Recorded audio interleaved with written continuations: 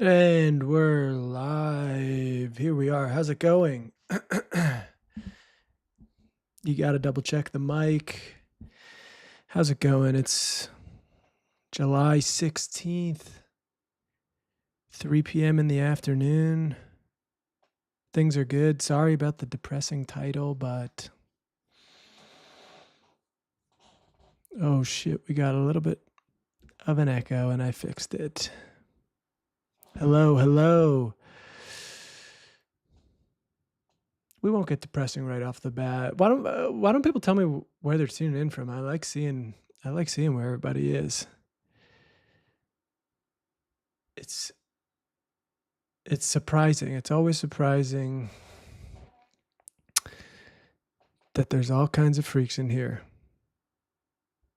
All kinds of freaks.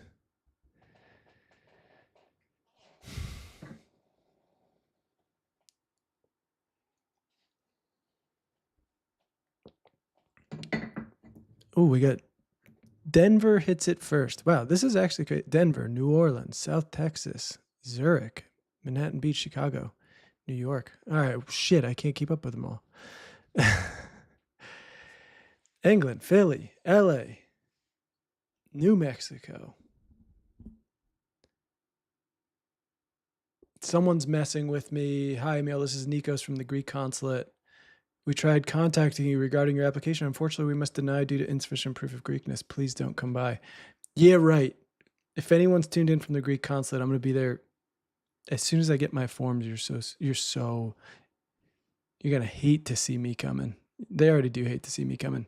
Damn, all kinds of freaks in the chat. Also, if you know anyone in the Greek consulate, please reach out. Please help out your boy.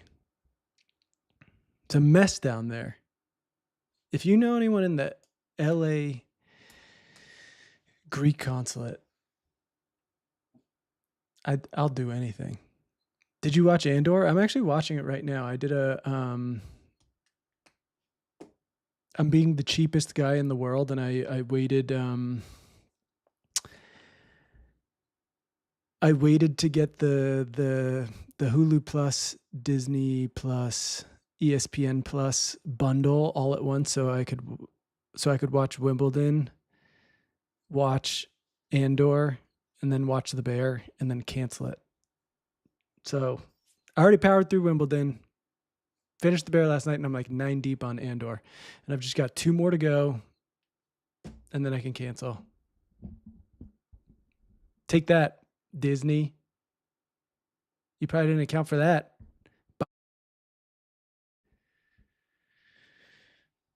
So,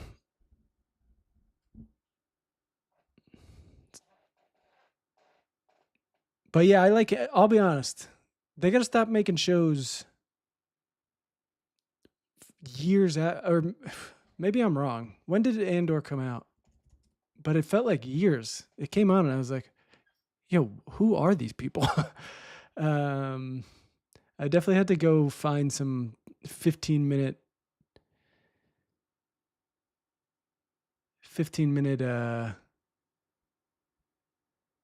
explainers, because when I was a kid, the TV show used to come out every year. Yeah, when did the first one come out? Yeah, 2022, first one came out. Next one, 2025. What am I?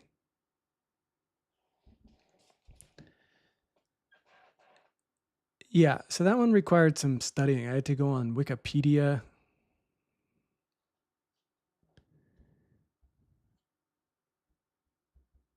I'm being told I need to watch The Summer I Turned Pretty. I've never even heard of this stuff.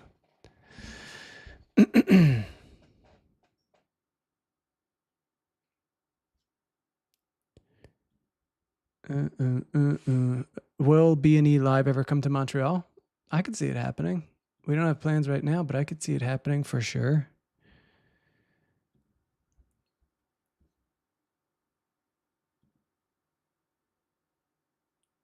Oof. Someone said I'm going into debt because of my crippling addiction to flaky little treats. How do you resist temptation every day? Ugh. The truth is, brother, I don't resist the temptation. It's a problem. My sweets addiction out of control. You're asking the wrong guy. My life's a mess. You're asking the wrong guy. Sometimes you just got to give in. No, I don't know. I don't keep stuff in the house if I can. But if I'm out and about and I'm catching a little whiff, like one of those cartoon characters smelling a pie, come on, I got to go in.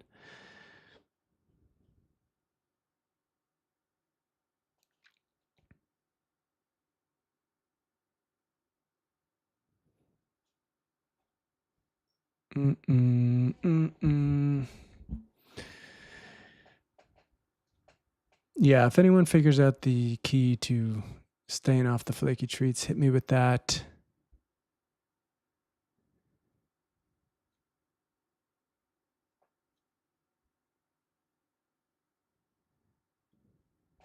Speaking of sweets, what dessert would you want to eat at a wedding? Looking for ideas. Phew. No idea. I mean, the cake's a classic.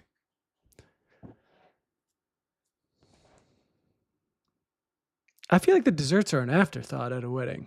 So much you're dancing, you're sweating. I'm like, I take a couple bites of cake, and then, by the time the dessert comes out, everyone's drunk.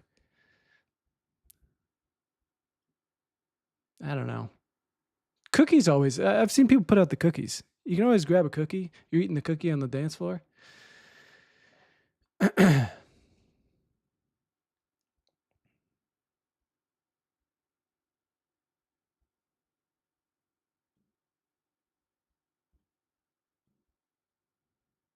Mm. There you go. People got ideas for your.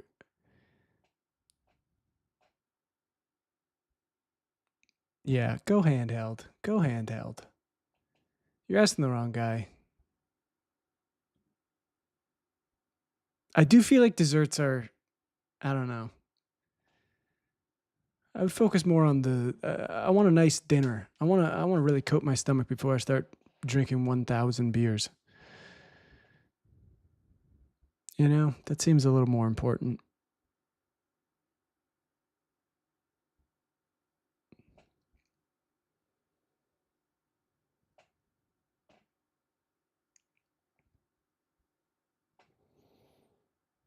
Great, you got people hungry in the chat. Tips for how to get into tennis, brother. The tip is to just do it. Get yourself a racket, start hitting some balls. Honestly, if you can afford it, the best thing to do is to take some lessons because you want to make sure you get your technique down correctly instead of just hitting a bunch of flat forehands.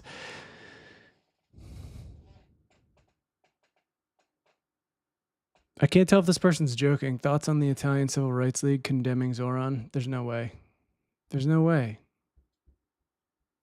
You're going to make me look this up?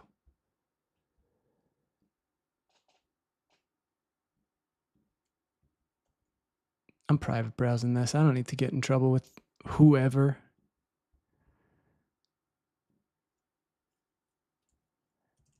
Is there even Italian civil rights? No.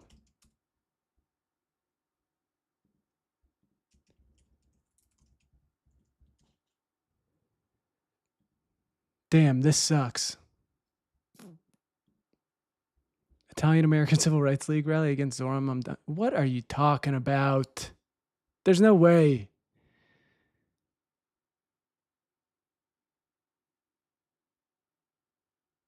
How did you even find this? Leo? Ugh.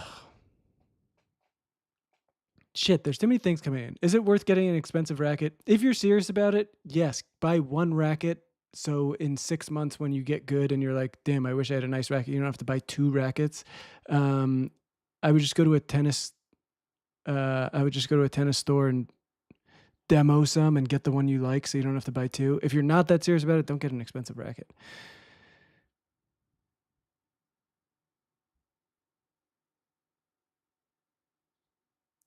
Someone said this isn't the first time the Italians have been on the wrong side. I tweeted about it, but it's absolutely killing me. It seems like pretty much every time I see any American politician with a Greek or Italian last name, they're coming out with just the most dog shit statements, and it's killing me. Do we have any good ones? What is this? The Italian American Civil Rights League. United against hate. Join us against Zoran Mamdani's hate. Enough is enough. Stand up, speak out. An attack on one of us is an attack on all of us. Oh my God, it's because of the tweet. Zoran Mamdani's vulgar gesture toward the Columbus statue. Get the fuck out of here. If you haven't seen it, there's a tweet. He takes a picture, which is so funny. He takes a picture of his middle finger and towards the statue. Oh my God. Wasn't just about a monument. It was a targeted attack on the dignity of Italian Americans. This is the most crybaby bullshit I've ever seen. Excuse me, I just scarfed some leftovers, so. Wait, what does it have to do with Jewish people? We call on our Jewish brothers and sisters? You want them to rise up against the middle finger for Columbus? We call on our Jewish brothers and sisters who know all too well what it means to be vilified, to have their history rewritten, to stand with us. Come on.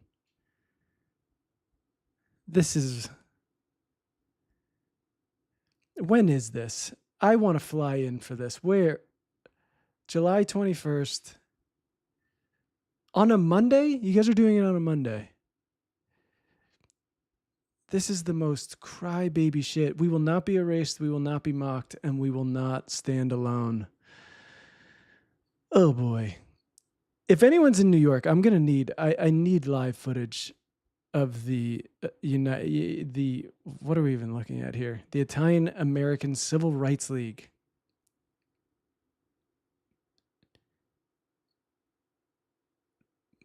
Unbelievable.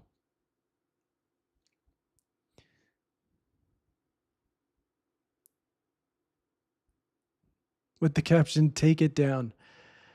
No one's allowed to have any fun anymore. No one's allowed to have any fun anymore.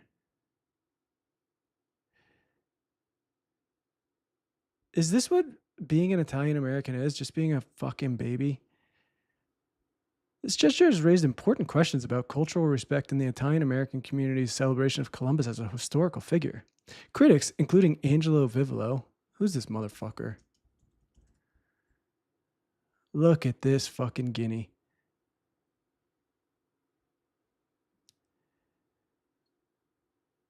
Fuck off. Fuck off.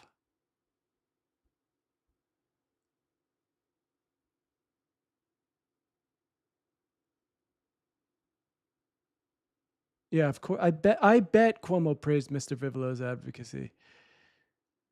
Oh my God. Fucking babies.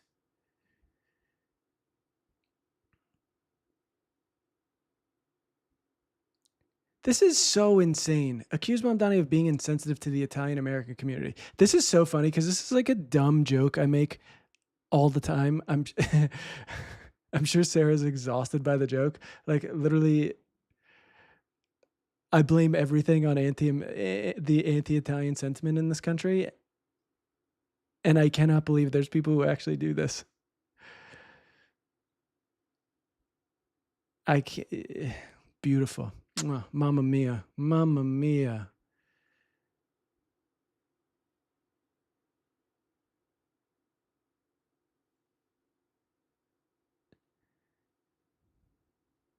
Oh my God, they're doing it at Mamdani headquarters. Holy shit. Right, Astoria. Off. Oh my God. I cannot wait for July 21st. When is that? This is Monday. Beautiful. Beautiful.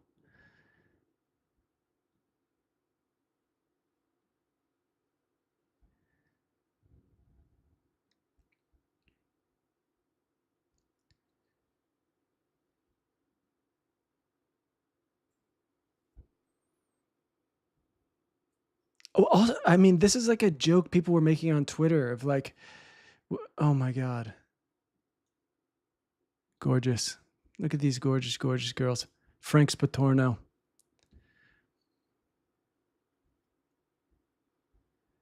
What does the Italian American Civil Rights League even do? Like, what are they? What are they whining about? What do we even need this? First off, none of these people look Italian. Maybe her.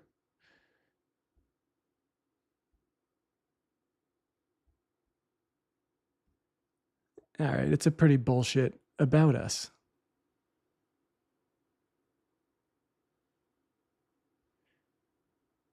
Oh, this is the Canarsie one. Where's the? I need the. This is ridiculous.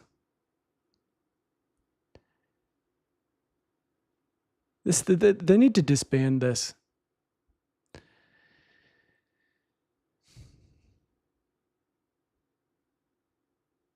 Oh my God. It's basically just been crying the whole time. The Alka-Seltzer commercial where the guy's whining about these are literally like the jokes I would make.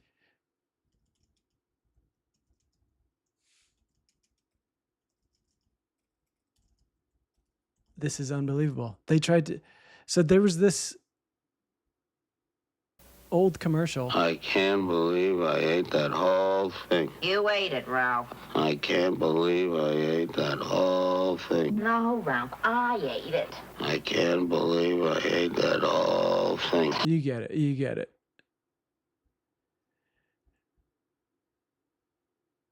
Oh my God.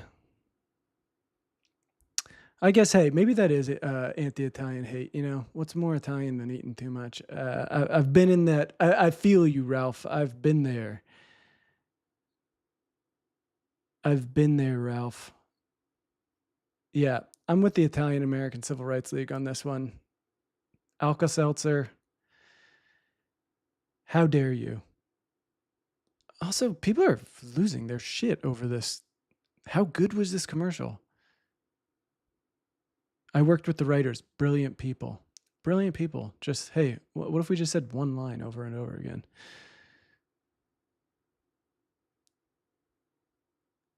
Beautiful. Thanks for whoever put this on my radar. Also, this kind of stuff is so funny. The like, you know, that's not like, I mean, maybe I should watch the whole thing. Take 2 Alka-Seltzer. Alka-Seltzer neutralizes all the acid your stomach has churned out. For your upset stomach and headache, take Alka-Seltzer and feel better fast. Did you drink your Alka-Seltzer? The whole thing. It's not like they're, I don't know, explicitly saying this guy's Italian or anything. You're kind of telling on yourself.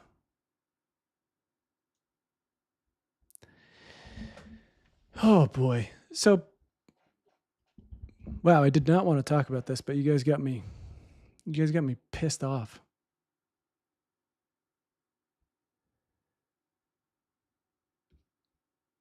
Well, anyway, please, if there's any New Yorkers, someone go down there on July 21st at 12 p.m. I need to know what it's going to look like there.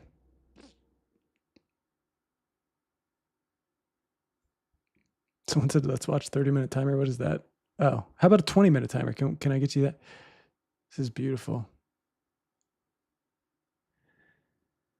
Oh, we got to get someone from the Italian American Civil Rights League on the show. I need to talk to them. I kind of feel like also if that's your big thing, if you're going after the Alka-Seltzer commercial for a guy eating too much, maybe just let it go.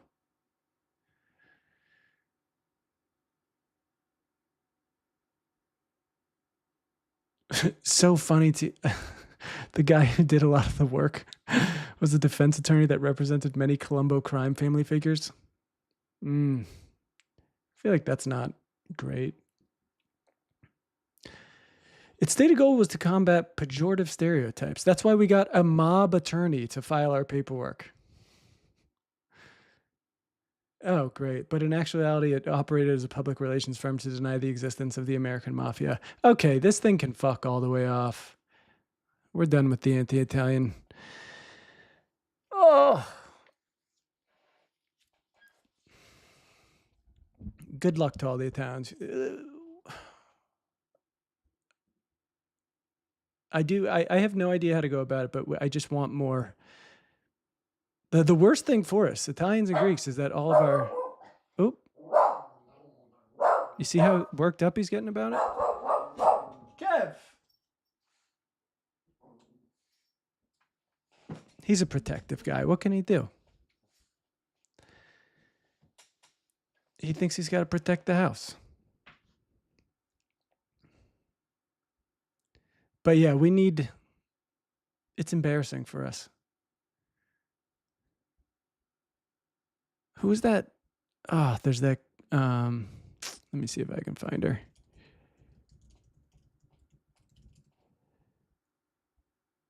Oh yeah, Nicole Maliotakis. Just always the worst. We don't get anyone good. This is the kind of stuff we're dealing with.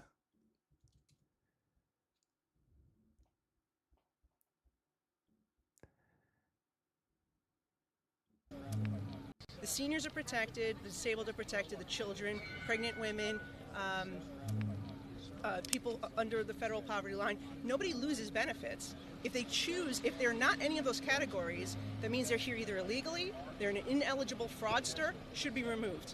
And then if you're able-bodied and you can work, you should work, and part-time, 20 hours a week. Most Americans work for their health insurance, so... It's going to be a big boo from me. Why can't we have nice things? Why can't Greeks and Italians get nice things? I need someone to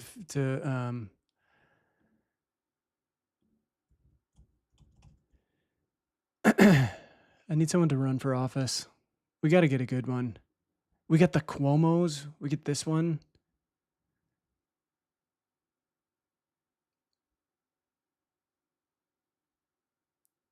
Fuck me.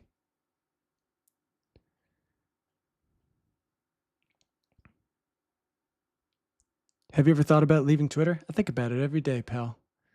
I think about it every day. Okay? You ever thought about leaving Twitter? Rob?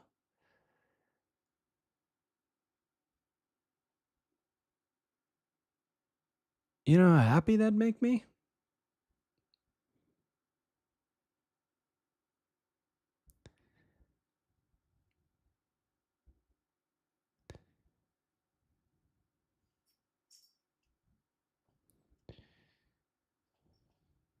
Where are you fleeing to when this country collapses? I don't know. Where's everyone going? There's nowhere to go. Or maybe there is. I don't know.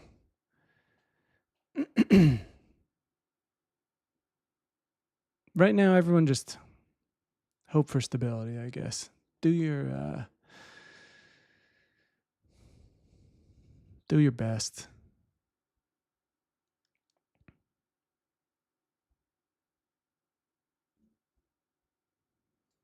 All right, wait. Before we get too far off the,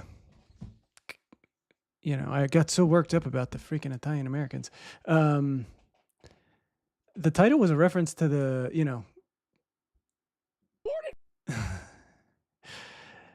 the Turning Point USA stuff. Tucker Carlson's been popping off. I don't, I find it worrying because I think he's a bad guy. But I think he's unfortunately saying a lot of things that are going to connect with people. And I feel like, well, first off, let's just watch him. Right now he's going after billionaires, calling them useless. And it's like, poof, God. They're getting rewarded for it. The unfairness of it drives you crazy. And it's particularly galling in the case of Jeffrey Epstein and the whole constellation of people around Jeffrey Epstein, all of whom seem to be getting away with scams. And how do you know they're getting away with scams? I'll tell you how, because they're useless and they're rich. So how do you come to a place where some of the least impressive, most useless people who have no actual skills become billionaires? How's that legitimate? And by the way, if you ask this question, at least in Washington, it's like, oh, well, yeah, it sounds like you're a socialist. Sounds like socialism. Yeah, okay, I'm a socialist now. All right. I was a Qatari agent or a bigot. Now I'm a socialist. All right. Leaving aside my committed socialism. Wait, not leaving aside that. Are you a socialist now, Tucker? Don't run from that. Don't run from that.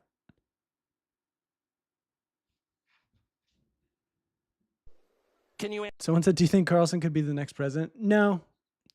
But I do think he's I think he's just going to be really influential on the right. I mean, he already is. And I think this messaging that he's been doing is this kind of anger at elites, this anger at billionaires, this and kind of being so open about it, this anger about the economic situation for ordinary people. There's another clip I'm going to play, which I think is way more important. I think if the left can't overtake him and others like him on that, it's just a complete failure. And yeah, it's just. Answer the question. How did Bill Ackman get $9 billion? Bill Ackman, a pretty impressive guy? I know Bill Ackman. No. Bill Ackman's like well-connected and super aggressive. That's it. And I think, well-connected, super aggressive people deserve a fair living like everybody else. But if you're accruing $9 million just because you're willing to do anything, I don't know why we have to pretend that's good. I mean, that's crazy to see at Turning Point.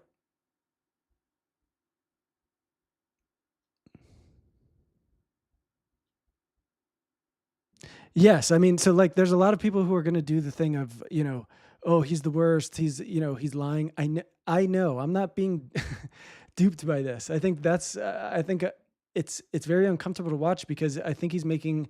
I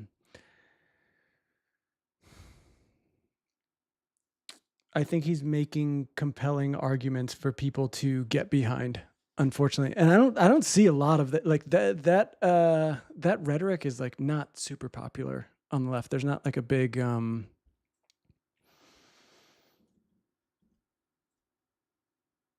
mean, is there someone with Tucker's size audience? With Tucker's backing? I mean, he can do whatever he wants at this point, and he knows it.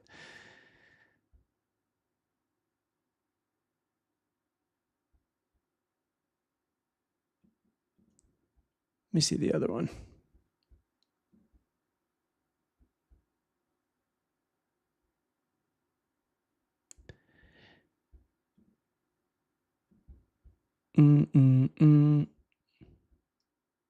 Oh, also, I think Ackman. Let me see. I think Ackman actually responded to this one. Oh God! Of course, it's. I mean, he wrote an essay. This guy, take this man's phone away from him. Christ Almighty! Tucker Carlson went on a rant yesterday at TPUSA and suggested that I was in Jeffrey Epstein's constellation of people who have been getting away with scams. Its evidence is that the most useless people have no actual skills become billionaires.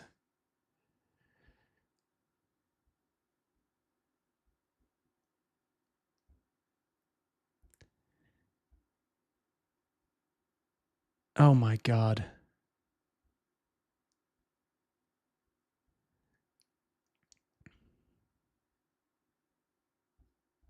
Also, I want to say, I've been seeing this a lot. The jeans thing.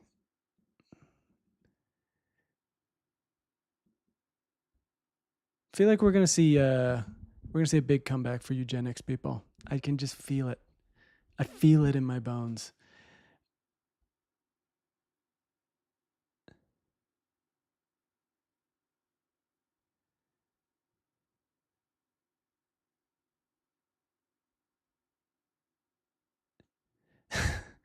It is funny to talk about. Oh my God, he's trying to defend that he, He went to Harvard undergrad and Harvard MBA. His parents paid for it all, and then he went to work for his dad's real estate mortgage brokerage company.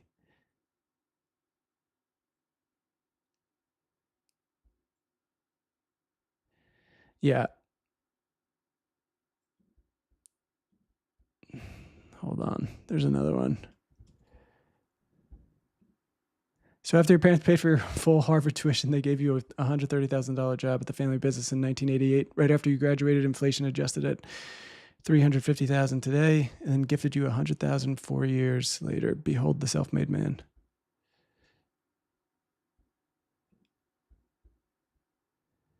Did not receive a $130,000 job. I was a broker. I was given a desk and phone and a $40,000 advance toward future commissions.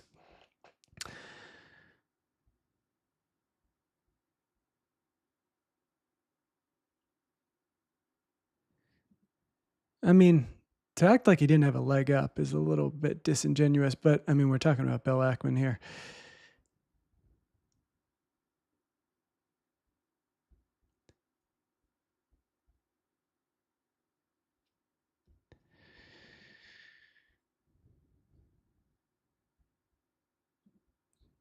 But here, this is the one I really wanted to talk about. All right. Because this should be the message from the left, honestly. I mean, here, wait, maybe there's a better one. I need let's see.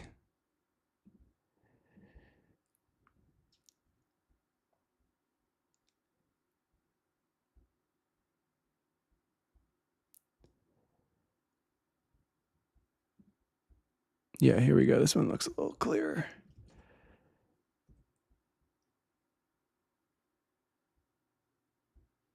What is that? Like, at some point, the basic economics really matter, and they matter because, not that it's bad that rich people are getting richer, it's bad that everyone else is getting poorer. And it's especially bad that young people can't afford homes. Let me just put a very precise point on this. If you want a measure of how your economy is doing, I personally favor eliminating GDP as a measure. I don't even know what that is. It's clearly not relevant. They tell me Japan has a stagnant GDP. Have you been to Tokyo? It's the single most radicalizing experience you'll ever have because it's just so nice. He knows what GDP is, by the way. But just by the way he's talking, it's like, that's just like beautiful messaging. I don't, you know, what the fuck even is GDP? Why are we talking about that when you can't afford a home? I'm getting pissed off. I hate this fucking guy. Yeah, I mean, it's like when all these people who tried to tell us that, like, you know, the Biden economy, it was working for everyone, and if you didn't like that, you're an idiot, because look at all these traditional economic indicators we had. GDP is we're crushing it on GDP. Look at all these economic indicators; they're through the roof, and you're going, huh? Well, I guess I must be an idiot because I can't afford anything. Huh? I can't afford to buy a house, and I keep renting, and my landlord keeps jacking up the rent. My healthcare costs are out of control. But yeah, I guess it's a great economy. You lost the war? Really? Can we lose a war and wind up like this? GDP. No. I don't know what even that is. The total economic activity. Oh, no. My measure is really simple. I got a bunch of kids.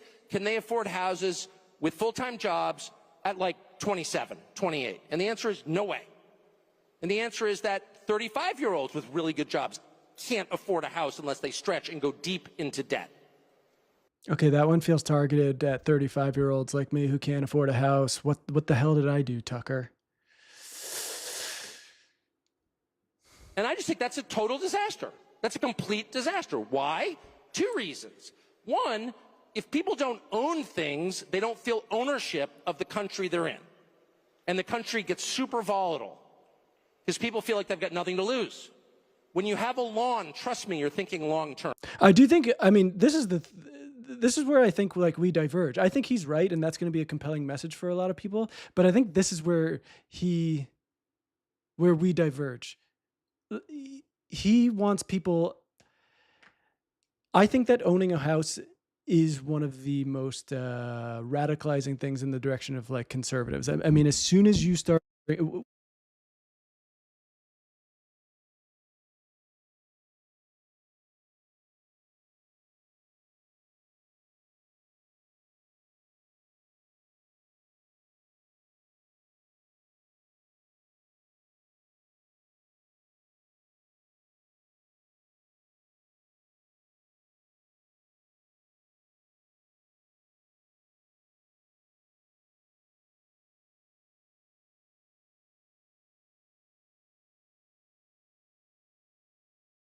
Oh my God, I did it again. I did it again.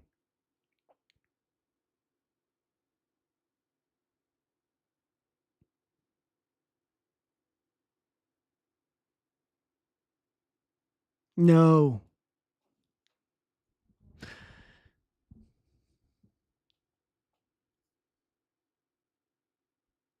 Motherfucker. I'm honestly I'm gonna throw this goddamn thing in the trash. Or there's gotta be a way to fix it. There's gotta be a way to fix it. I'm just gonna see. No, I'm not doing it right now. I'm just gonna go back to what I was saying. But yeah, I was basically just saying,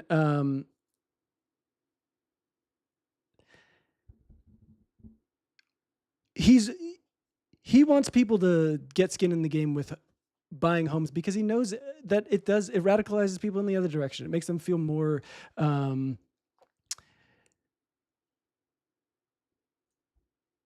radical. Okay, great. Someone told me exactly where I left off. Yeah, as soon as you buy a home, you're now connected to this massive asset of yours that you think is going to be some kind of nest egg for you, and you're going to expect to only go up in value, only appreciate forever, and you're going to become extremely invested in that, extremely invested in protecting home values, extremely invested in making sure you can't rezone property for multi-unit buildings, extremely invested in making sure there's not rent control things, all of this stuff. And he knows that. And I think he's genuinely afraid that, afraid of, more and more people getting disillusioned with this system that has been so good to people like him, right? He wants people to be able to buy back into the system. Let's hear what else he has to say. Because I think he does. I think he starts ragging on cities. Second, it's really hard to have a family without a house. It is. It's super fun to live in an apartment if, there's a bar downstairs, you're in a cool neighborhood. I'm in East Village. It's so cool. Try to have 3 kids. You're not going to have 3 kids there. You can't. Nobody wants to raise their kids in that neighborhood. Nobody wants to raise their kids in an apartment. People do it because they have to. Nobody wants to. Not necessarily true. I mean, there's plenty of people who want to, live in a city with a family. People want a little house, not some McMansion, just a little normal house. That is the actual American dream. And that is what is totally unattainable for young people. And so the only young people in general that you will ever meet who have houses are young people whose parents helped them. And God bless their parents. That's a perfectly great thing to do for your kids. But most people's parents can't. That is true. I think pretty much I have to agree with him. I mean, this is purely anecdotal. I'm sure there's plenty of evidence suggesting it too. I don't think I know one single person my age who bought a home whose parents didn't help them. I don't think I know one single person.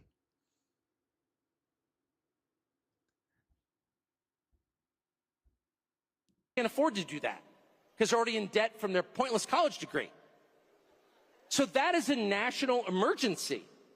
And I know that there are certain cable channels that are spending all this time talking about, they're about to elect a socialist in New York City, which obviously I'm opposed to it. He's not even a real socialist. He's like a tranny vax, rich kid liberal guy. Wait, what did he call him? Tranny vax? Real socialist. He's like a tranny vax, rich kid. I don't even, right-wing guys sometimes, I'm like, I don't even know what you're talking about. Tranny vax? Liberal guy. If someone in the chat knows what that is, please tell me. Mom Donnie. He's a fake leftist, but whatever.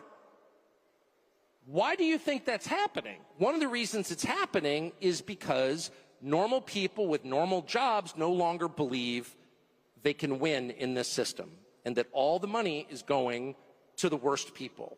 And no one even stops to ask, what the hell is going on? How did Bill Ackman get so rich? Right, so there's the Why do Ackman you stuff. think that's happening? One of the reasons it's happening is because normal people with normal jobs no longer believe they can win in this system and that all the money is going to the worst people. I mean, is he arguing for wealth redistribution here? This is just, I think this is crazy to... Look, it's a big tent, Tucker. We welcome you in if you are if you want to help in the fight for wealth redistribution. I mean, unbelievable. Unbelievable stuff happening. I obviously don't think he's a genuine actor here. So, but I think that's kind of my point. Is a couple of people brought it up. Have you discussed the abundance stuff? Where do you fall on it? I think the abundance stuff is a perfect example of like why people need to. People on the left need to be pushing to people to advocate for stuff like this and not the abundance thing. It's the someone in the chat said abundance is just a rebrand of neoliberalism. I do think, after the 2024 election, a lot of Democrats rightfully agreed we did something wrong. I think at first there was like a lot of people, you saw your Chris Murphys, and then of course Bernie Sanders and AOC, who have been on that train for a long time, have talked about how we need to offer ordinary people an actual platform that works for them. But look, the Democratic Party does not want to do that. Just look at what's going on with the Zoran Mamdani stuff, right? So they want a better option. And then in comes and look, I got no real beef with. I don't engage much with Ezra Klein or Derek Thompson, but they've offered the more establishment Dems a nice little rebrand for themselves. That the criticisms I think are correct. That it doesn't really. It's crazy. They don't really have any kind of critique of power. Tucker Carlson is offering more of a critique here.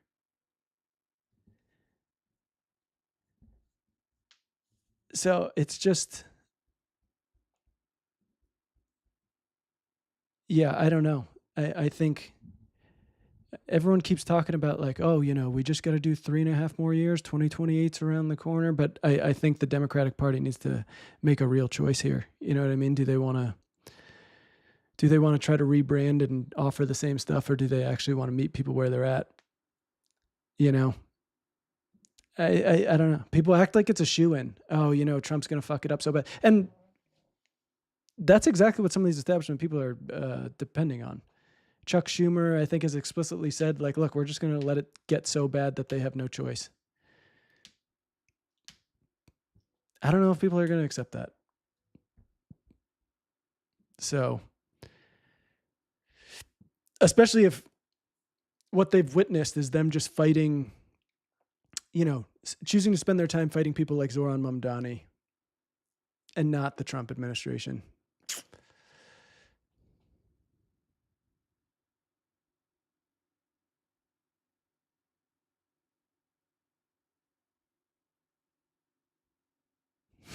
Someone said abundance sounds like some of the secret shit.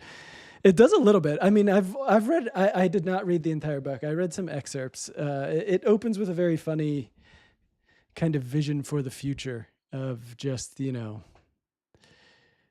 everything's going to be great, and a little robot droid is going to deliver you your burrito, and everything's going to be beautiful. Guys, can you believe I did it again with the mute thing? The hell is wrong with me? I either got to fix this mic or just get a new one, because it's just gonna continue to happen.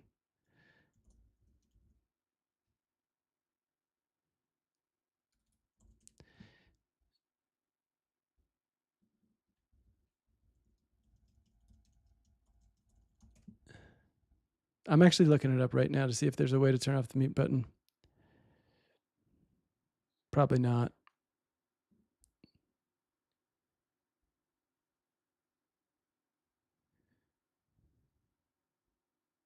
Whatever, I'll do this another time. But God, that pisses me off. Oh, good. A lot of people are saying, yes, they can believe I did it. I need you guys to understand how easy it is. This thing is so touch sensitive. It's so touch sensitive that even if whatever.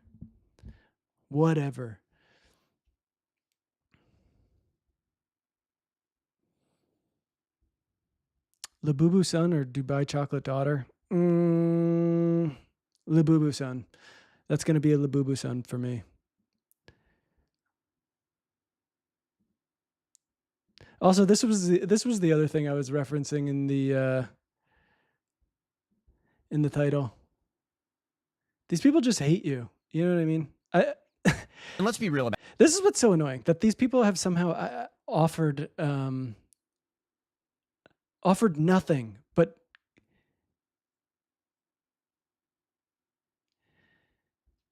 but somehow have just gained massive audiences. Maybe it really just is the racism and the xenophobia and the misogyny that just is so appealing. But can you imagine being like, yeah, I like this guy.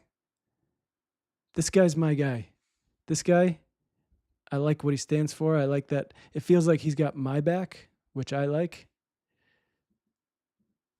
And let's be real about this. It's insane that we haven't raised the retirement age in the United States. It's totally crazy. Also, it's our own fault too. I mean, I'm sure people have seen the kind of what goes on in, I don't know, Paris or other countries where when they try to take away any kind of parts of the social welfare state, they go absolutely ballistic. I think Paris basically lit on fire for an extended period of time because they tried to raise the retirement age. We're so docile. Joe Biden, if that were the case, Joe Biden should not be running for president. Hey, Joe Biden. Well, we're with you there. Biden is 81 years old. The retirement age in the United States at which you start to receive Social Security and you are eligible for Medicare is 65. Joe Biden has technically been eligible for Social Security and Medicare for 16 years, and he wants to continue in office until he is 86, which is 19 years past when he would be eligible for retirement. No one in the United States should be retiring at 65 years old. Why not, bitch? This guy fucking sits in an air-conditioned room all day in front of a computer. He's doing the same thing I'm doing right now. I would never have the balls to tell you don't get to retire. You should work till you're 80. Unbelievable. Frankly, I think retirement itself is a stupid idea unless you have some sort of health problem. Brother, have you ever been around a 65-year-old? Most of them have some sort of health problem. That I know who is elderly, who has retired, is dead within 5 years. And if you talk to people who are elderly and they lose their purpose in life by losing their job and they stop working, things go to hell in a handbasket real quick. But is that even true? I mean, my dad retired and literally all he does is hang out with his brother and go fishing and golf. They have little dinky kayaks that have these tiny motors on them, and they just go and they fish, and they seem to have a nice time. And my dad's, he's got a horrible back. He's got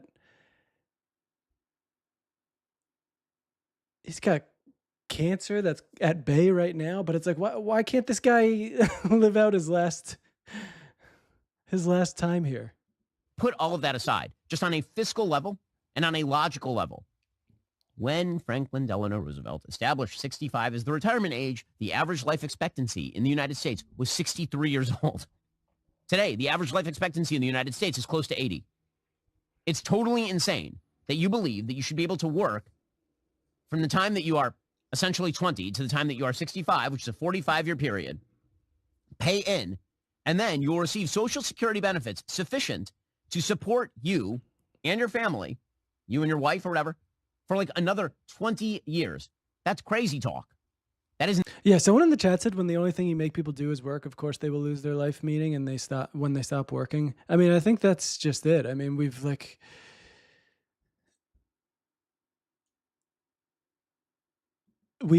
taken people's lives away from them. We've just beaten people down. All they know is work. Unbelievable. I mean, yeah, someone said the cognitive decline alone should be reason to just let elder people hang out and have fun or refuse to go crazy while working. Honestly, we don't need like an army of octogenarian Walmart greeters. Let them live out their twilight in peace.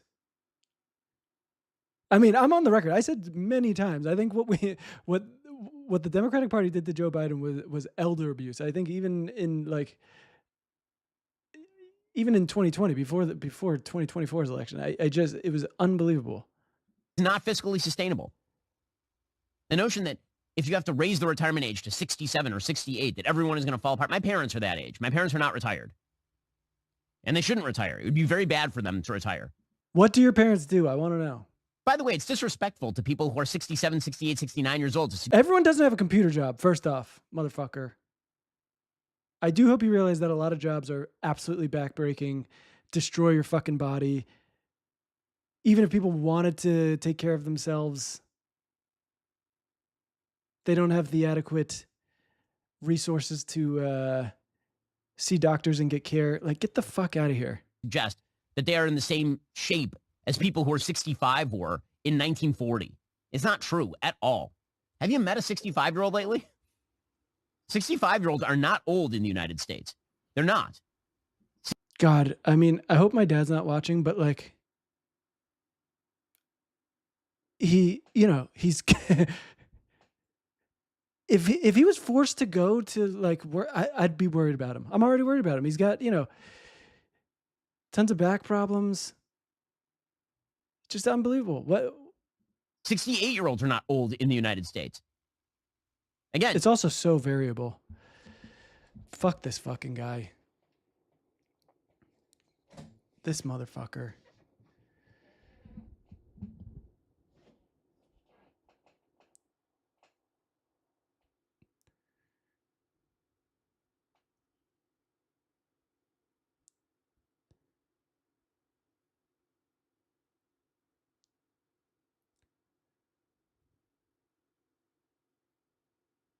Sounds.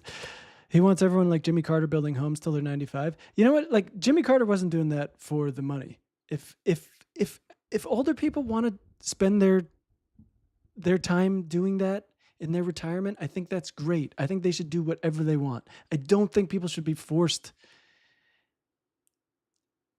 into labor.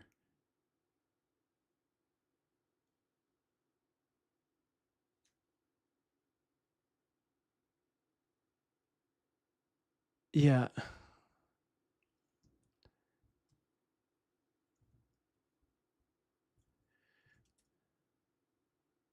Oh no. Let's see. What do his parents do? What does this freak's parents do? Okay, his dad is a right. All right, I'm not gonna blame. I don't want to get it wrong on AI, so I'm trying to be better about not trusting the AI. Let's see.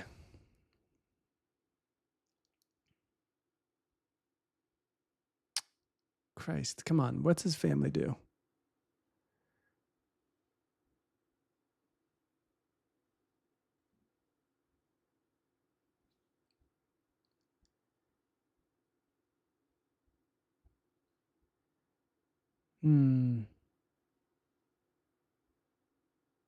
His parents both worked in Hollywood. His mother was a TV company executive and his father worked as a composer. You got to be kidding me. That's fine if they want to continue to work. I mean, look at all these old ass comedians. Larry David, that's fine. No one's forcing him to do that. You got to be kidding me.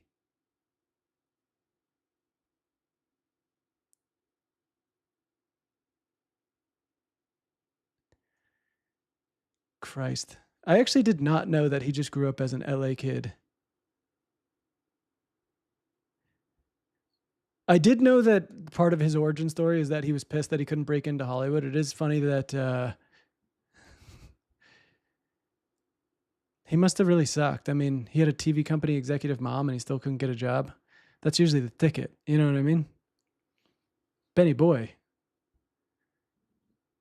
Post one of your pilots. Let us read your script. Come on. You know? Maybe it's not immigrants' fault. Maybe you just weren't a great writer. I don't know.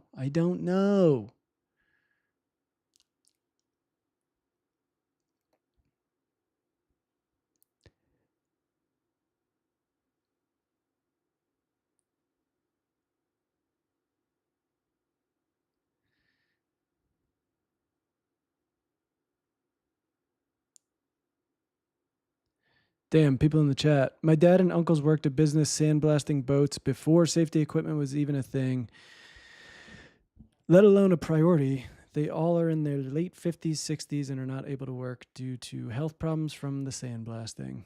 Well, sorry, your dad should go back to work, okay? Ben Shapiro says so. Seeing 70-year-old cashiers at Trader Joe's makes me feel so bleak. I mean, yeah, this is just... Look, I'm happy that your, TV executive mom and your composer dad are having a lovely time continuing to work, but that is just not the fucking reality for most people, you dipshit.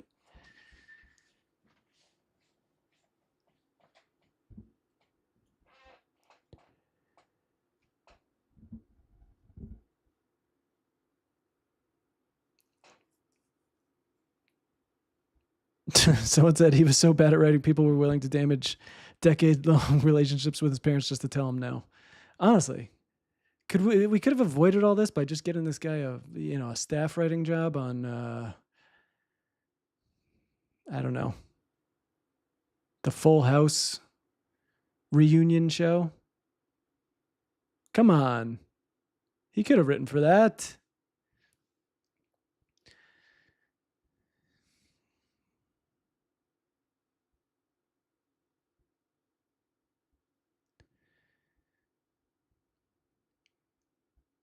I'm doing my best to also just not become fully. I can feel myself falling into some kind of trap. My algorithm is fully just feeding me Chinese propaganda, and I don't know what to do. I don't know if I can believe any of this stuff, but this is what they're telling me retirement's like in China. Oh, it's funny. Also, this is someone tweeting that they're arguing that the retirement age in China is indeed too early. Every day I watch these retired old people exercising. It feels as if they retired when they were still in their prime years. Okay, so now you can't even pop off with your boys anymore? Look at this. Are you kidding me?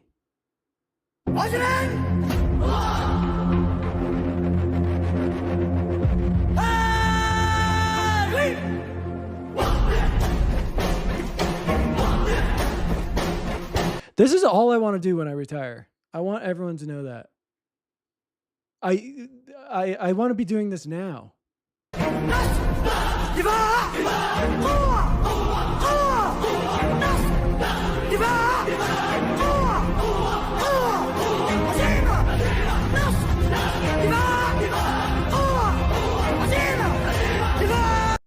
Why are you mad about this? That's incredible.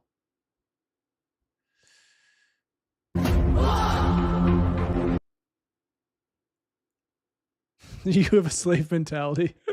A nation should work to have its citizens enjoy their life, not for their citizens to slave for corporate pedo overlords. Oh, boy. What the hell, man? But yeah, I'm just getting blasted. What is I need to know what the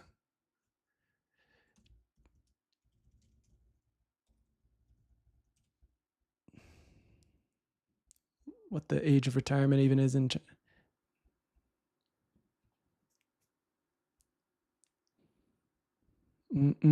let's see.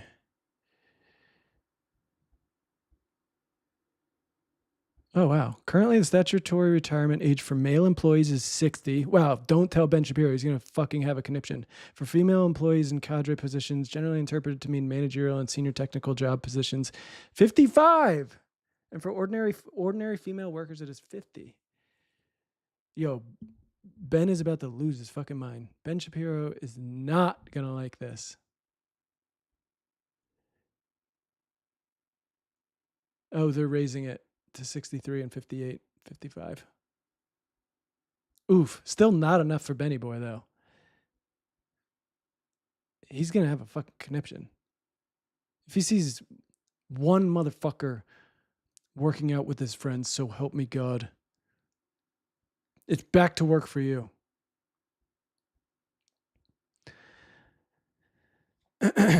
Someone said China trip when? I don't know. I would love to go.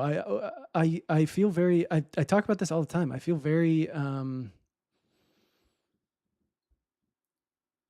I feel very like I can't trust. I don't feel great trusting Western sources about China. Obviously, everything is not just better in China. It's hard to know. It's hard to know where to get good information on China. But it's crazy seeing what they're doing and what we're doing, seeing us just like kind of fully remove ourselves. We were talking about it on the show last week, fully remove ourselves from renewable energy and all this stuff while they're just like building massive wind farms, solar farms. I mean, just crushing us in infrastructure, just the electric car market. It's unbelievable. Every time I see something, I'm just like, what the hell are we? But maybe I'm just being fully propagandized, and I can't,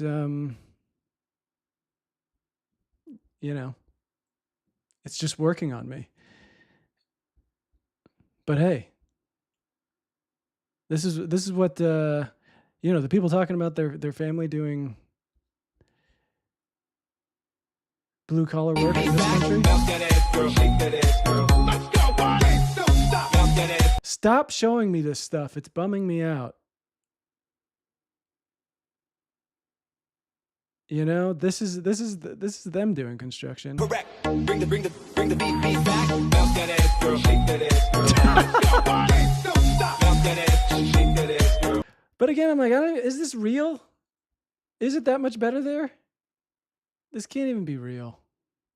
There's just no way. Like, this is what I see here. This is them trying to like make construction work easier and less backbreaking. And then in America, it's like Texas institutes new law. No more water breaks. We don't care how hot it is on your construction site. No more water.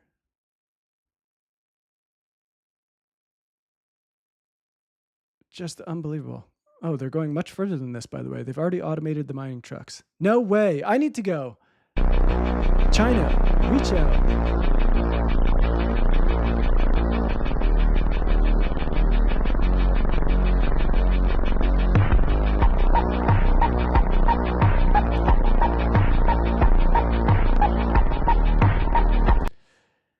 I don't know, man.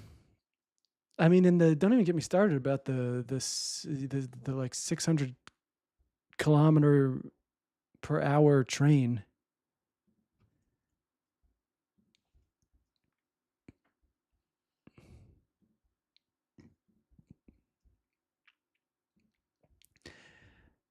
But then it's like, is this even? Am I being propagandized, or is it just like?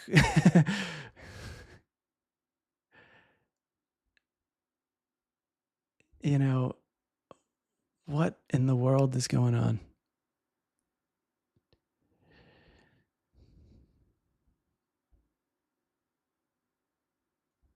And that's the thing. It's always this. Anytime you're like, hey, look at this thing I saw. They're like, according to China, ask it about Tiananmen Square.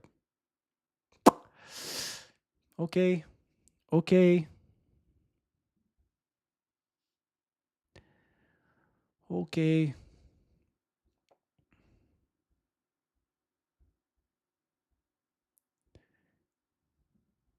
Yeah, I don't know.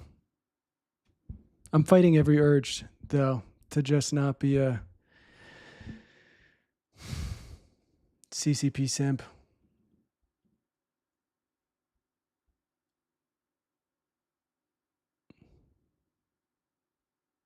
But it's getting harder and harder, especially with the Texas stuff happening. They're also all mocking us. I saw this tweet talking about the difference between Chinese reaction to climate devastation and American reaction. The difference between real government and fake one. Let's talk about the floods in China and the floods in Texas. So recently in Guizhou, China, record-breaking rain flooded the region. But in 48 hours, 91,000 people evacuated. Thousands of troops Firefighters, engineers, medics, militia, all on site. Boats, drones, mobile kitchens, shelters mobilized instantly. Only 6 people died. But maybe this guy just works for the CCP. You know what I mean? Maybe he's just, you know. Because when disaster hits in China, the state moves as one. No red tapes, no excuse, just result. Now let's look at Texas. Same kind of rainfall, 100 plus people died. No flood siren, no coordination, no help, at least in the beginning. The state deployed just 2,200 personnel. FEMA showed up late with forms and loans. That was it. I watched the interview. The Texas governor said, "We are overwhelmed." And the White House, "It's God's will." Okay, I can't take it any longer.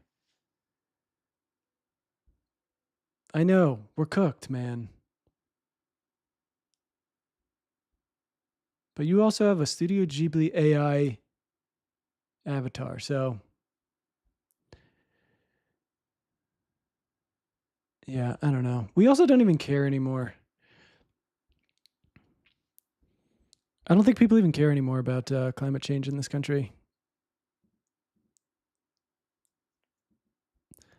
Everyone's favorite CNN pollster.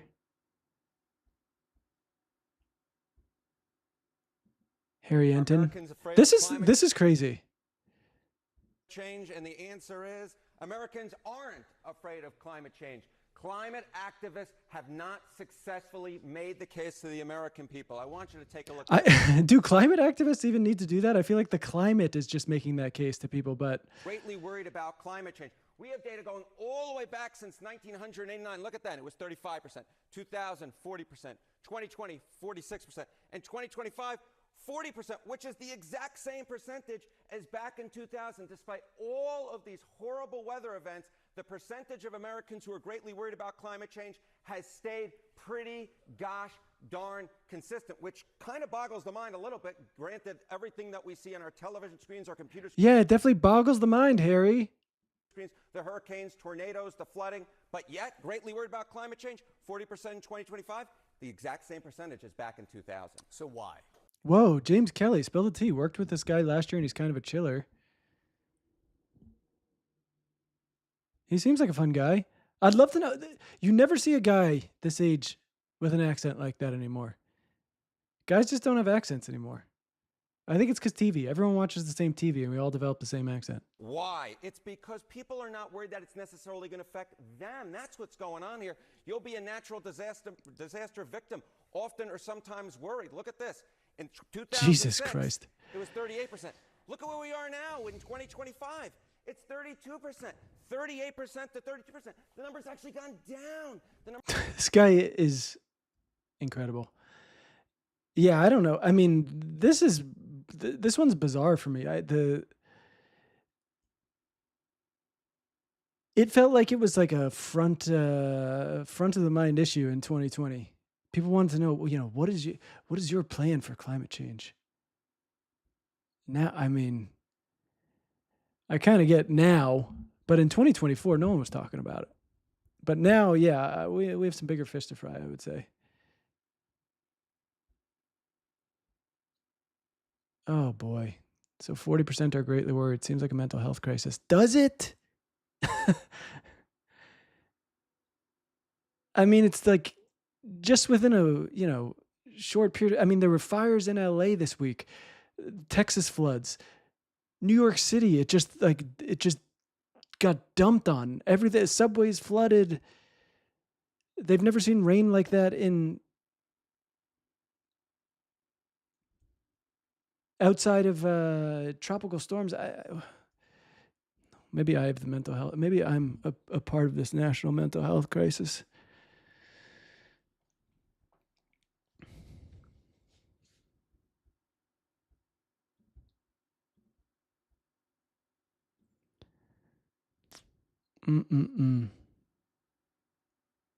Wait, James, give us the tea. I want to know what Harry Anton is like.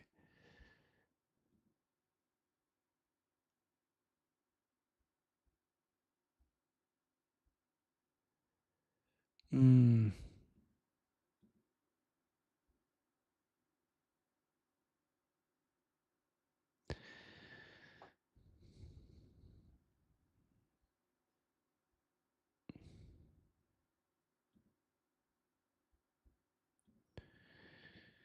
Not good. Not good.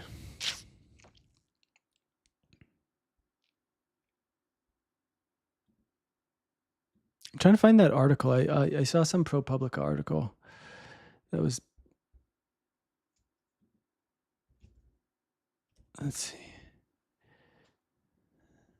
see. Okay, maybe we shouldn't read this.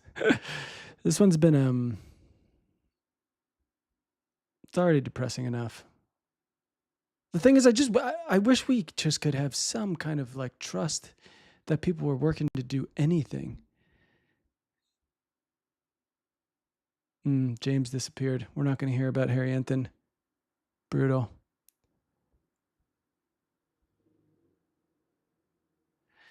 This could have been written just like any time in the last, I don't know, 10, 15 years, and we just do nothing. The rapid onset of disruptive climate change driven by the burning of oil, gasoline, and coal is making disasters like this one more common, more deadly, and far more costly to Americans, even as the federal government is running away from the policies and research that might begin to address it.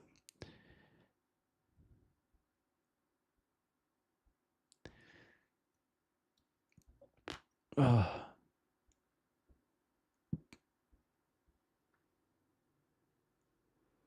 Disaster comes during a week in which extreme heat and extreme weather have battered the planet. Parts of northern Spain and southern France are burning out of control as are parts of California.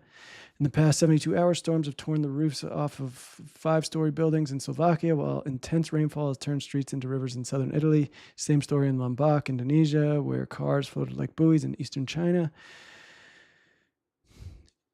Inland typhoon-like storm sent furniture blowing down the streets like so many sheets of paper. Leon, Mexico was battered by hail so thick on Monday it covered the city in white, and North Carolina is again enduring 10 inches of rainfall. Christ almighty.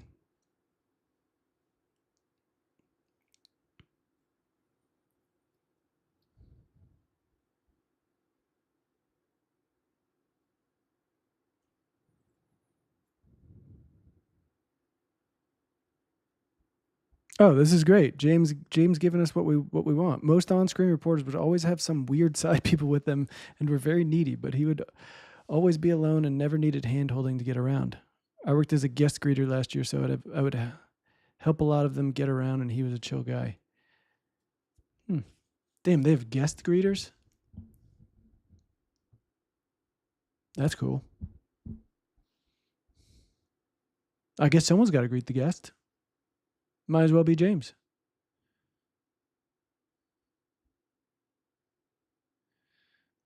Ooh, someone's bringing up the deluge. Yeah, don't read that if you don't want to get scared about climate change.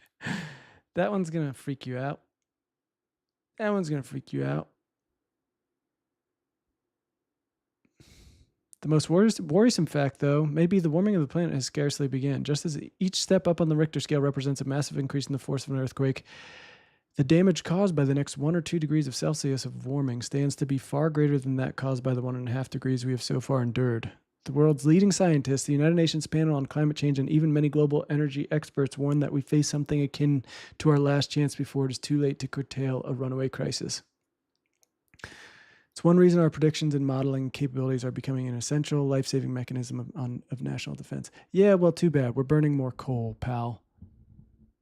How do you feel about that?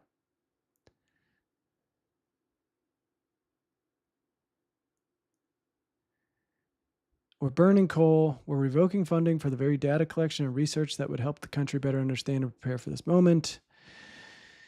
Oh, God. Yeah, it's pretty bleak.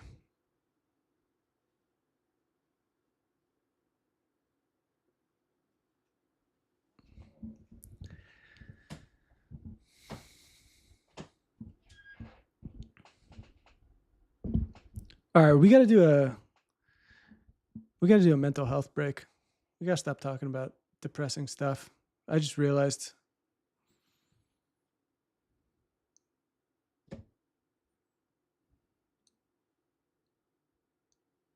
Give me something fun to talk about.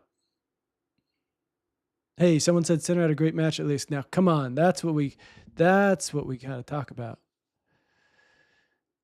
I would play Wimbledon clips, but I got absolutely shafted. They're crazy with copyright stuff.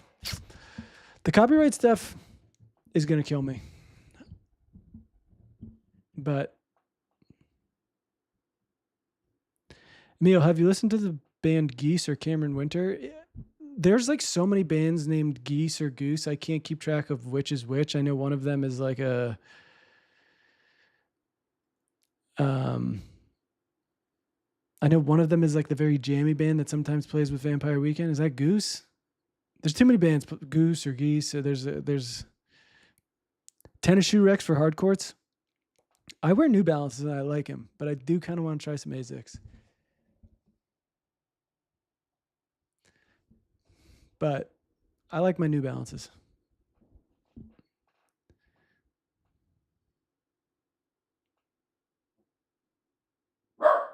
Oh, Kev's pissed.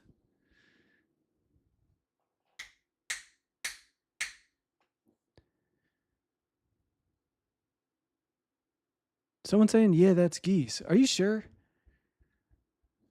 Which one's which? Geese Band. No, that's not them. Goose Band.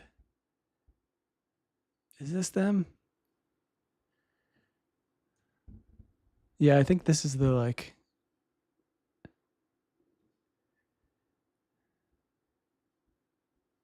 jam band.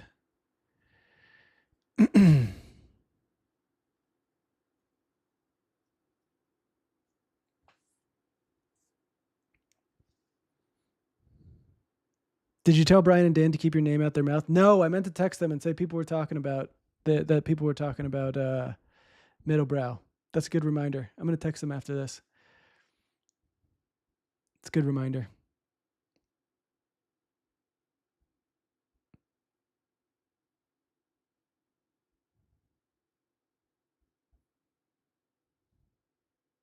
Look, Geese and Goose need to meet up, and they need to... one of them gets to keep their name. There can't be two somewhat popular bands right now. One called Geese, one called Goose. It's too much.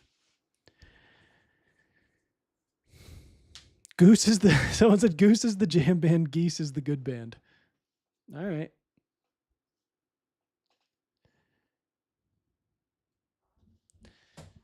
Well, beats me if I know which is which.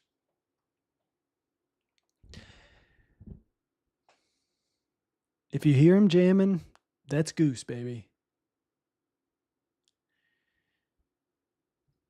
That's Goose, baby.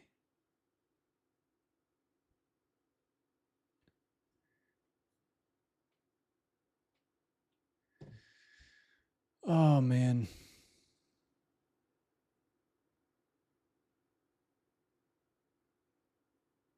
Ooh, what did you think of the recent Grok rebrand on Twitter? I talked about it last week, and I also we talked about it a little bit on this this week's Ben and Emil Show episode. I think it's good. I like that people are gonna. I like that people are gonna have a nice little anime girlfriend. I think it's good. I'm just jealous because I want Annie all to myself. I'm happy for them. I think it's gonna be good for people. Lot of music stuff. And also, can someone who's more in on this stuff tell me, like, I saw someone tweeting about Olivia Rodrigo and some other people posting stuff for Gaza on Instagram, and someone was saying that, you know, some music exec must have retired or something. That's why they're all doing it now. And if someone actually knows about that, I would love to know. I kind of tried to Google it because I've definitely seen, I feel like more, maybe it's just gotten so fucking bad that people feel no more, they have no more qualms about talking about it, I guess. But it is shocking after, I don't know. What are we at? 20, 21 months of people feeling mostly comfortable just remaining silent about it. Olivia Rodrigo speaks out in support of Palestine, new Instagram story. There are no words to describe the heartbreak I feel witnessing the devastation that is being inflicted upon innocent people in Palestine. Mothers, fathers, and children in Gaza are starving, dehydrated, and being denied access to basic medical care and humanitarian aid. There's no child in Israel, Palestine, or anywhere in the world who deserves to suffer through what we're seeing these children have to endure. It is horrific and completely unacceptable. To give up on them is to give up on our shared humanity. I've made a donation to UNICEF to help support the victims of this horrifying situation and encourage you to do the same if you have the means. I mean, it was just, what, like 6 weeks ago, they were trying to, probably even less. You know, they wanted to kill Miss Rachel for even daring say that Palestinian kids shouldn't get killed. It does feel like there's been a real, I don't know, shift.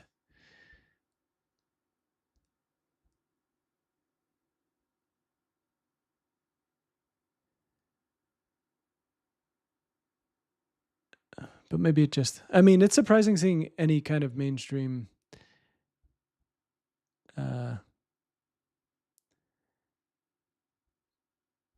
mainstream celeb feel comfortable talking about it.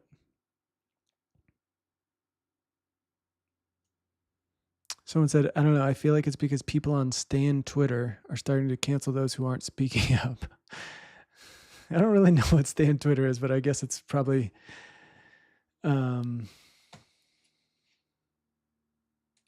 you know, freakish Olivia Rodrigo fans, I guess. I don't know. I can't imagine. Well, maybe she's getting an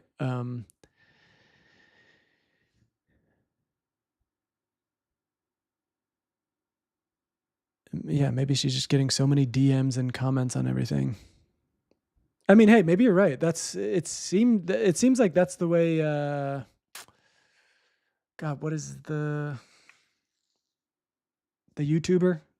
It seems like that's what happened to ContraPoints. It seems like people just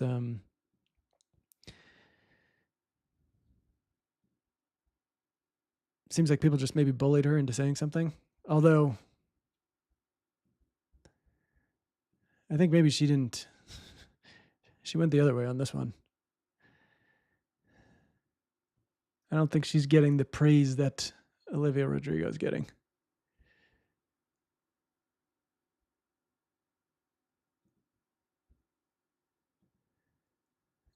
I mean, I don't even want to. This is old at this point. I don't even want to get into this, but this was just absolutely crazy.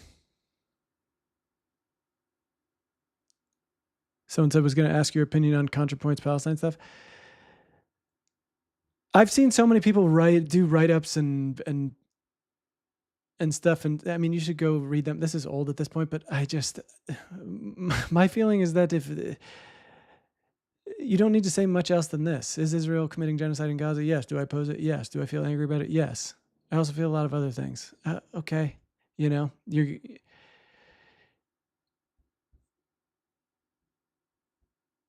I just can't imagine writing this much just to defend the fact that I don't want to speak up about an ongoing genocide. I mean, and blaming it on like leftists sharing pictures and videos. It's like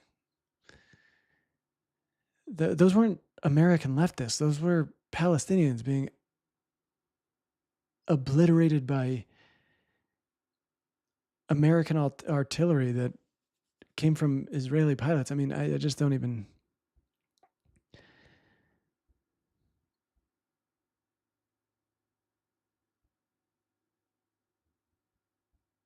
So, I mean, just so many of the arguments too. I mean, she kind of thought it was like politically unfeasible, which I don't think is even true. But like, what is her? Is that all she focuses on? Is like politically feasible? I don't know. I've never really.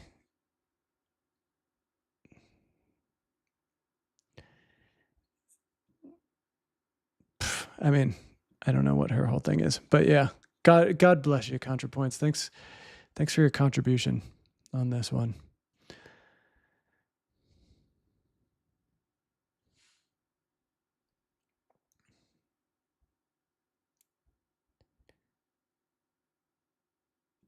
Also, I just can't imagine coming to this conclusion. Is Israel committing genocide in Gaza? Yes. Do I oppose it? Yes. Do I feel angry about it? Yes. I also feel a lot of other things. And then just going on for so long. If I came to that conclusion, which I have, I would feel fully comfortable speaking out against it. I don't know. I mean, it's just...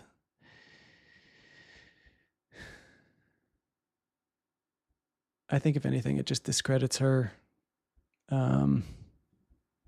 But yeah, I mean, even the New York Times has an opinion piece from, I had never heard of this person, Omar Bartov.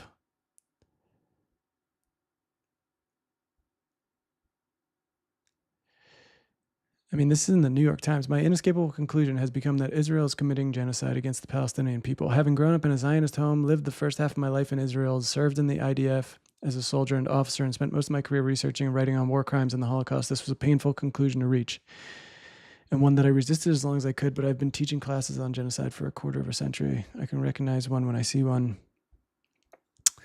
Yeah, I don't...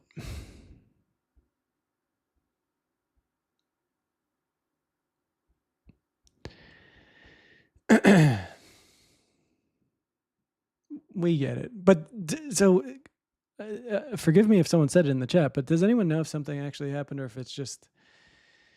Is the power of Twitter stands that that strong? If so, we need to somehow harness the power of stands to, I don't know.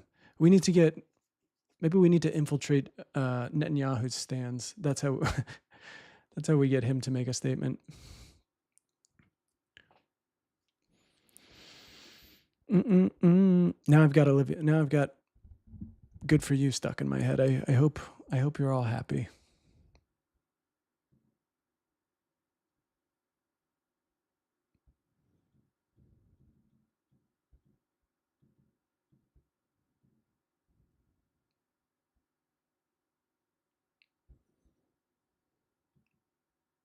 Also, the Superman thing. I mean, that feels like another. I saw it.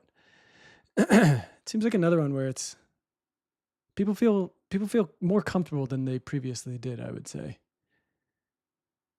Just feels like there's been some kind of shift, and I can't imagine it was James Gunn Twitter stands.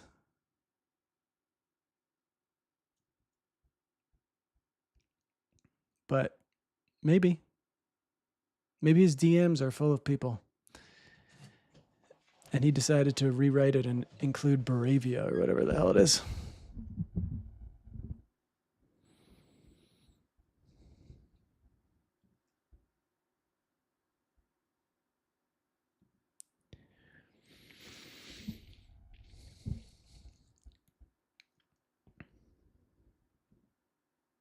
The Superman stuff is so funny too, because it's, I mean, everyone's made this joke 1,000 times. I like made this point as soon as I left the theater of like, if I was supportive of Israel's actions, I would definitely not be complaining about this movie right now. The first thing I would say is just like, whoa, that does not look anything like the stuff we're doing. It's like the the Italian American Defense League getting pissed about the I can't believe I ate the whole thing commercial. You guys are telling on yourselves. They didn't say those people are Italian, you know? Seems like you guys maybe think Italians have an overeating problem, and now you're getting real touchy about Alka-Seltzer.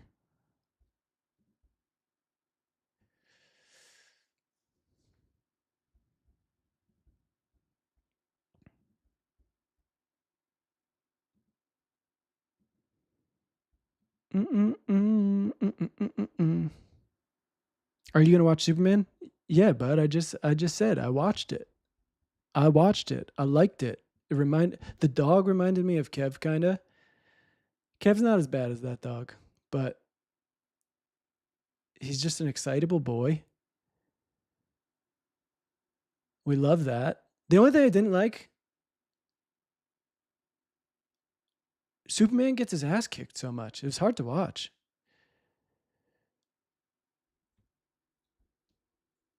It was you just got to feel bad for the guy. Opens with him getting his ass kicked. Every time he gets in a fight, he's getting his ass kicked. Even the last one, that was like I've seen superhero movies before. They always make it look like they're going to lose and then they come back. Jesus Christ. Even in that end one, I was like, Superman's getting his absolute shit rocked. Getting his absolute clock cleaned.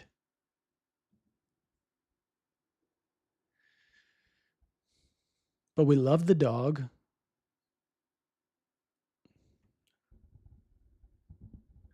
Emil, who's your favorite pop star of the 21st century? It's a good question.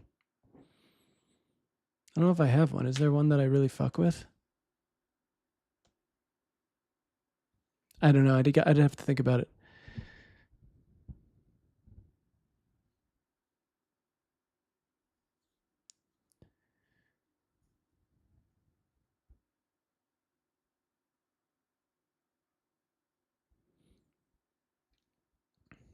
Favorite pop star? Let's see. Oops. Ooh, Lady Gaga. That's a good one. She's very fun. I mean, look, Kanye.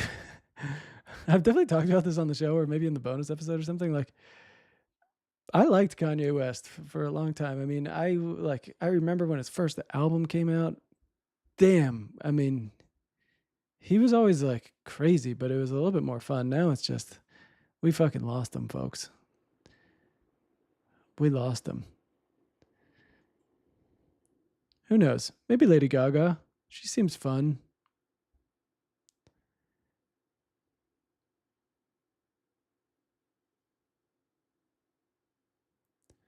Someone said, I just joined. Are you going to watch Sovereign? Buddy, I don't even know what that is. So, of course, you picked the Italian. Oh, is she? Oh, yeah, I guess she is Italian. Stephanie Germanata. Hey, what can I say? We get no good. I mean, we get nothing good.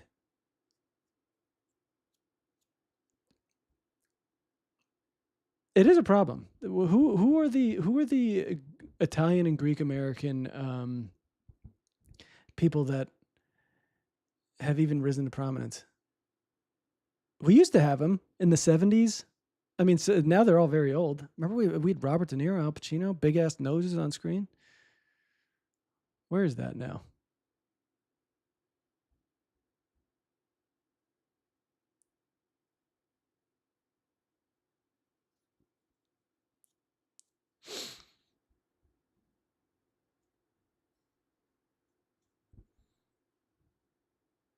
Ariana Grande's Italian? Hang on now. We'll take her. We'll take her.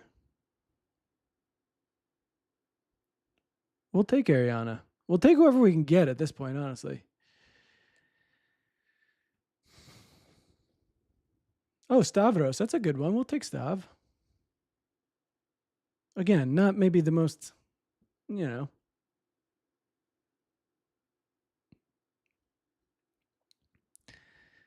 We need someone big. We at least, we used to have John Stamos. We got nothing anymore.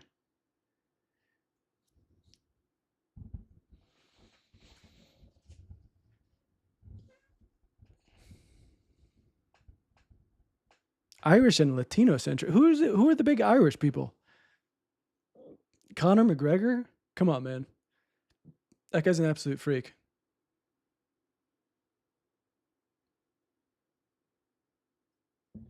Oh, I guess, is Paul Mescal Irish? He probably is. I actually don't know.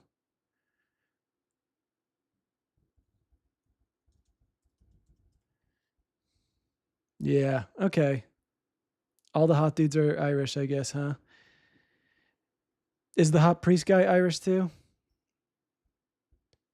Is he Irish? Wow. Okay. It is the all right. Cillian Murphy too. Yeah. All right. Damn. Okay. That's fine. It's Irish people's time to shine. I'm going to sit my Italian ass down and listen.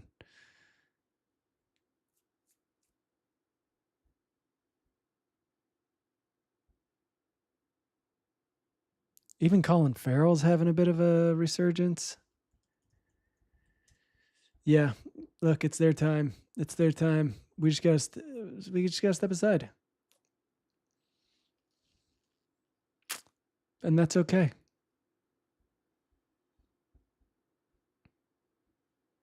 Who else? This is kind of, I mean, oh, Barry Cogan. I mean, Christ almighty.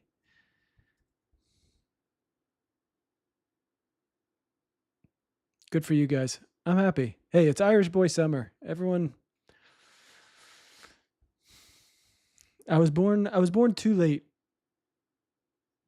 I was born too late.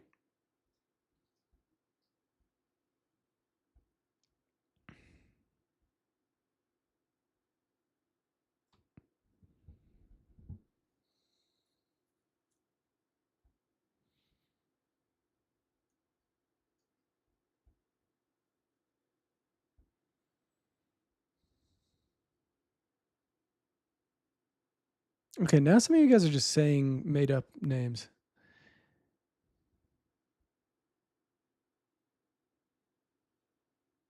Oh, Kneecap, of course. How could we forget? It really is Irish Boy Summer. Damn. I gotta go. I actually saw a really beautiful, I want to see if I can find that. A really beautiful, I'm sure you guys will know who the creator is.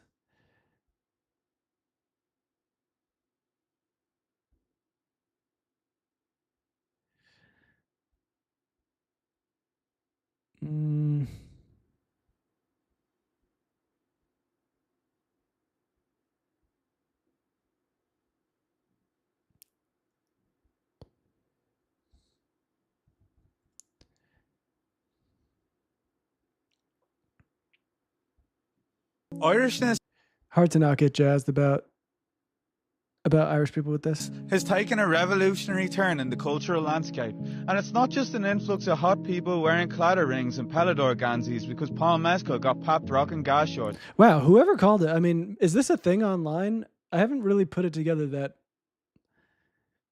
being Irish is truly there's some kind of cultural cachet now. I don't know. Maybe it's just from all these hot actors. I don't know. This new development is rooted in something far deeper than Depop. This is about Kneecap and the return to the party in leftist politics. Depoliticised and stripped of all radical analysis, Irishness on the world stage became a tale of cups of tea, tato, and drinking yourself to death on a bar stool, shamrock washing the colonial memory, lulling all revolutionary potentials. Still groggy from the socialist dreams of James Connolly, we replaced our dark history of struggle and resistance with heritage sites and river dance and a gift shop where you can buy cute little leprechaun stickers. As victims of a bloody... I do feel this so much too, especially as like, you know, just someone who actually does, especially with Greece. I've spent very little time in Italy. My dad's Italian American. My mom's actually Greek. It can feel like shit when your kind of heritage is just this like American washed, you know. I mean, every time I tell someone my family's from Greece, it's like, oh my God, I love Greece. I went to Santorini. It's like, okay, well, that's cool. Or just, you know, have you been to the Parthenon? colonial empire that brutalized, raped and pillaged the land, we were told to shake it off and turn our Irishness into a brand deal, into a tax haven for foreign direct investments, to blunt ourselves to the sharp parts, to heal our dark hearts and become the non-offensive butt of a joke that doesn't upset our slave masters. So we became storytellers, but only telling stories that were pre-approved and didn't have any enemies. We were told to assimilate, to lose the culture and keep the costume. Maggie Thatcher is watching you. NECAP have put the resistance back into politics, awakening a new energy on the left, one that's rooted in power rather than victimhood, that doesn't celebrate victory and defeat or get trapped in a comments section with nowhere to go. Showing solidarity for Palestinian struggle, organising and calling out warmongers who want to cancel the Belfast BAP, we can glimpse a new horizon on the right side of history where a future finally feels possible and nationalism isn't a means of exclusion when you can see yourself in someone else's eyes. This fucking goes so hard.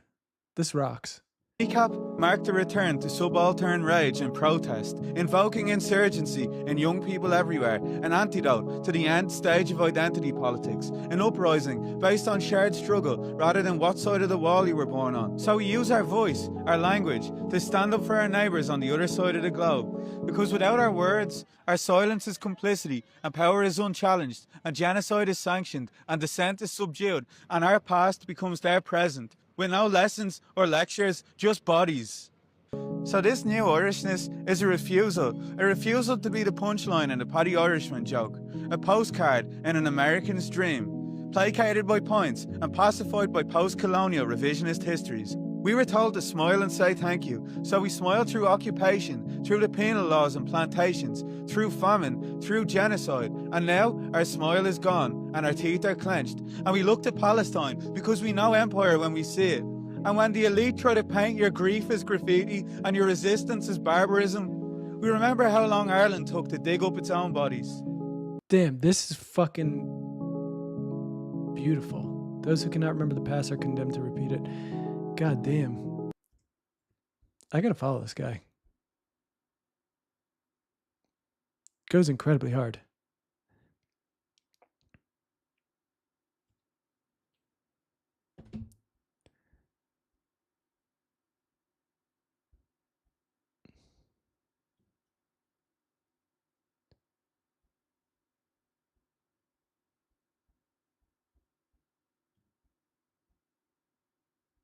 Damn. Big ups to Toxic Spirit Guru. Don't know exactly what his name is.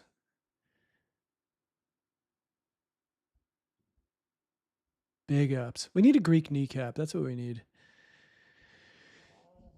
That's how we get better. We need an Italian kneecap. We need a Greek kneecap.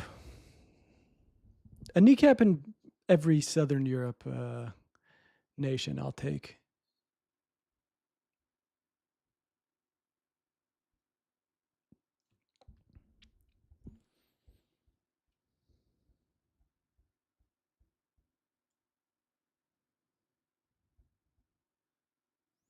All right, guys, I'm probably going to log out here in a second. If anyone has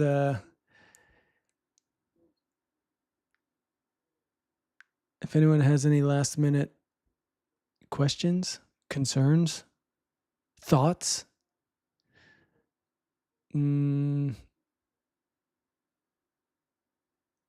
anything, opinions, something they want to get off their chest. Does anyone want to get something off their chest in the last Atriarch had Lena Khan on his podcast. Is there a chance she makes an appearance on B&E? Who knows? We've not reached out. That's pretty cool, though. I'll have to check that out. You do have to love that, obviously these are the people who are equipped to do it, but you do have to love that people are taking taking that criticism seriously of kind of removing themselves from the podcast ecosystem. Some of these politicians, but the thing is, people like them, they're perfectly suited for it. They have a point of view, they have a perspective, they believe in it, they have political convictions, they can go on shows and talk about this stuff.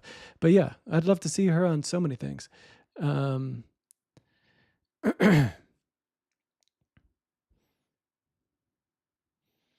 Emil, do you think you'll mute your mic in the next stream? Probably. Honestly, tennis rackets for feet or tennis balls for balls? What? Tennis rackets for feet? Oh, like tennis balls for balls? Probably the balls for balls. I mean, seems better. Thank an Irish American for their service today. Hey, I do. This is honestly a big shout to all my Irish guys. Huge shout. Does make me miss the East Coast. Grew up around so many Irish people, even in New York. You don't see a lot of Irish people in the LA sun. I can't blame them. I do not blame them for that.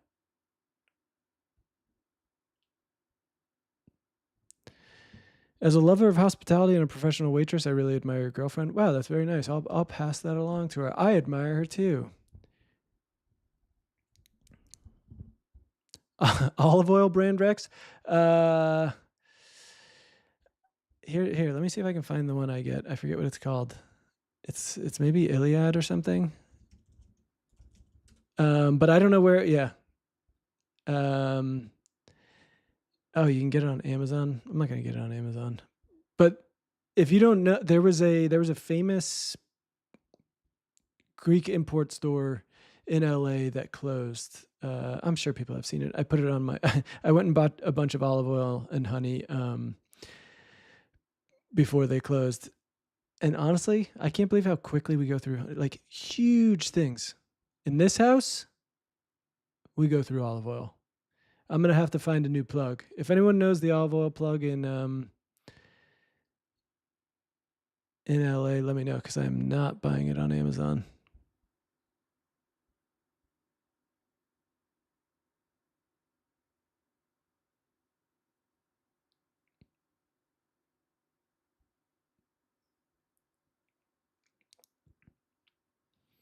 Someone said I'm in New Jersey. Got to find a Greek importer over here, bud. There's no way there's not a Greek store near you. I grew up in New Jersey.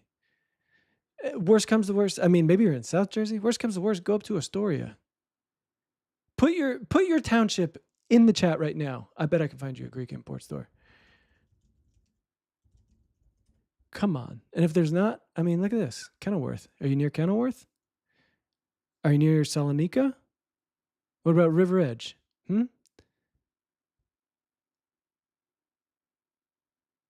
Because these places, oh God, this is all I want to do. I want to go back to New Jersey and hang out at the fucking Greek store, man. North Brunswick. All right, great. Let's see. This is crazy. I can't believe I'm doing this.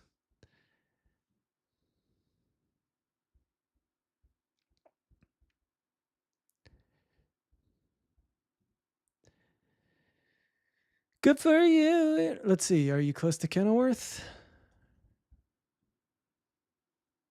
Buddy, you're a 33-minute drive away. That's with traffic. Get yourself down to the Greek store.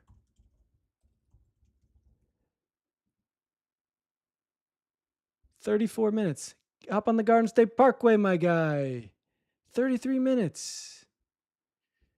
Unbelievable. Unbelievable. I'm jealous. I want to go to the freaking Greek store. This place looks like so much fun.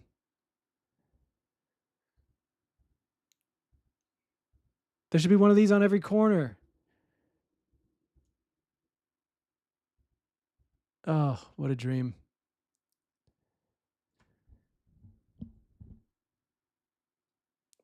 Great. Yes. Update on the Greek Hall, please. But yeah, if you're on the East Coast, look at these freaking places, man. I think I've actually been to the Greek store in Kenilworth. I don't think I've been to Salonika. Oh, it's attached to Pithati. Come on, baby. Look at this.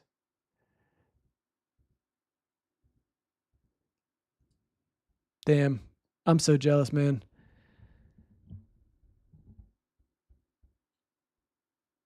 I got to get my ass to the East Coast. What the hell is the Go Greek Market?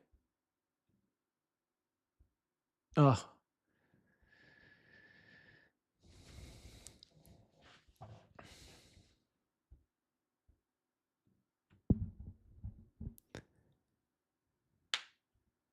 What? This is incredible. Someone said I just got hired at a Greek restaurant, a line cook. Damn, I don't want you to dox yourself, but now I want to know what the Greek restaurant that is.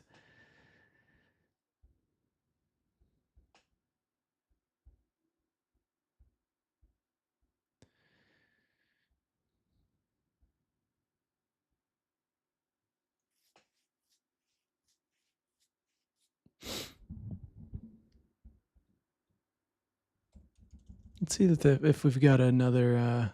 No, dude, we're fucked. Yeah, Papa Cristo's closed. Not good. Maybe I should open an. Should I open a Greek import store in Los Angeles? No. If Papa Christos couldn't make it work, what chance do I have? All that in some Greek warehouse? The hell?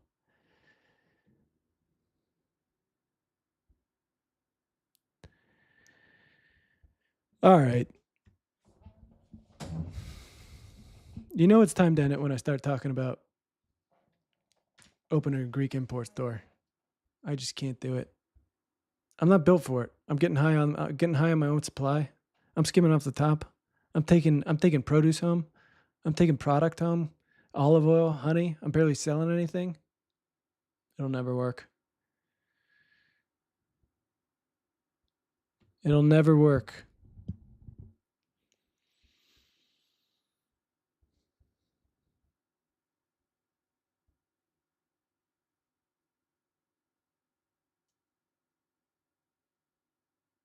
All right, guys.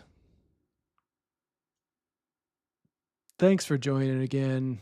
It's been an absolute blast as always. I'll catch you later.